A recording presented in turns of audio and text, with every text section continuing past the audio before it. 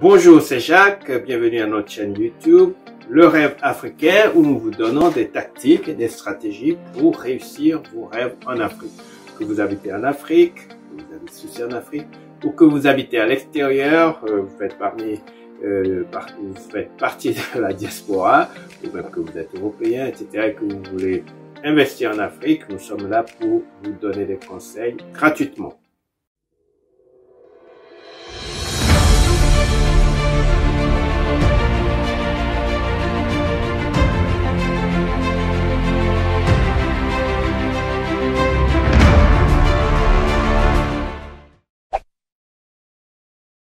N'hésitez pas à liker la vidéo, et si vous êtes nouveau sur cette chaîne, abonnez-vous et activez la cloche pour ne rater aucune de nos nouvelles vidéos. Aujourd'hui, j'aimerais toucher un sujet sur une question que l'on m'a souvent posée, c'est comment gagner de l'argent en Afrique lorsqu'on n'a pas d'argent à investir. C'est possible.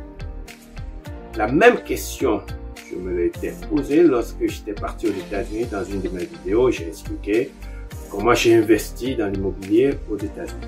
Et la même question, je me la suis posée en disant comment est-ce que je peux investir dans l'immobilier sans avoir d'économie. Alors, il faut savoir qu'aux États-Unis, si vous n'avez pas de crédit, vous ne pouvez pas faire grand-chose. Et pour avoir un crédit, il faut avoir un credit score, c'est-à-dire qu'il faut avoir un chiffre qui est compris entre 300 et 850 de crédit. Et si vous n'en avez pas, il vous est difficile d'investir, d'emprunter ou même d'avoir une carte de crédit. Et c'était mon cas au départ. Alors, comment faut-il faire? Eh bien, vous pouvez emprunter, vous pouvez faire des choses comme ça, mais j'ai une autre solution qui s'appelle le flip. F-L-I-P. Je vais d'abord expliquer ce que c'est le flip. Et ensuite, je vais donner des applications pratiques en Afrique parce que il y a des gens qui font exactement la même chose, gagner de l'argent sans investir. D'abord, le flip vient d'un concept que un de mes meilleurs auteurs, qui s'appelle Zig Ziglar, a expliqué dans cette phrase. Tu peux avoir tout ce que tu veux dans la vie si tu aides assez de personnes à avoir ce qu'elles veulent. Tu peux avoir tout ce que tu veux dans la vie si tu aides assez de personnes à avoir ce qu'elles veulent. Autrement dit, il faut savoir ce que veut l'autre et tu lui donnes. Et tu es récompensé. C'est ça la notion du flip. Mais comment est-ce que cela est appliqué dans l'immobilier aux États-Unis? Eh bien, imagine que tu as une maison que tu veux acheter. Mais tu sais très bien que tu n'as ni l'argent pour l'acheter, ni l'argent pour la préparer. Tu peux toujours, avec le peu d'argent que tu as, avoir un contrat sur la maison. Par exemple, tu peux mettre $500 de dépôt pour contrôler le contrat. Donc, tu as le contrat, mais il faut faire très attention, c'est-à-dire qu'il faut avoir une clause dans le contrat qui te dit que tu peux transférer ce contrat, tu peux assigner, tu peux transférer ce contrat, tu peux donner ce contrat à quelqu'un d'autre qui a de l'argent pour acheter la maison. Si tu as cela, eh bien, tu as le droit de pouvoir transférer ce contrat à quelqu'un d'autre qui va te payer pour ce contrat que, astucieusement, tu as négocié à un bon prix. Et la personne qui a l'argent va pouvoir profiter. Alors, combien il va te donner? Eh bien, ça dépend de combien il peut gagner. Alors, si il gagne bien, tu peux avoir $5,000, tu peux avoir $3,000 sur un contrat pour lequel tu as juste donné $500. Il te rembourse ces $500 et il te donne en 3,000, 5,000, 10,000 selon la nature de la maison, la nature de la transaction. Alors, si tu prends cette idée d'assigner le contrat, de flipper le contrat, d'où la notion de flip, si tu prends cette idée que tu viens en Afrique, eh bien moi j'ai trouvé que les gens faisaient le flip sans savoir qu'ils faisaient le flip.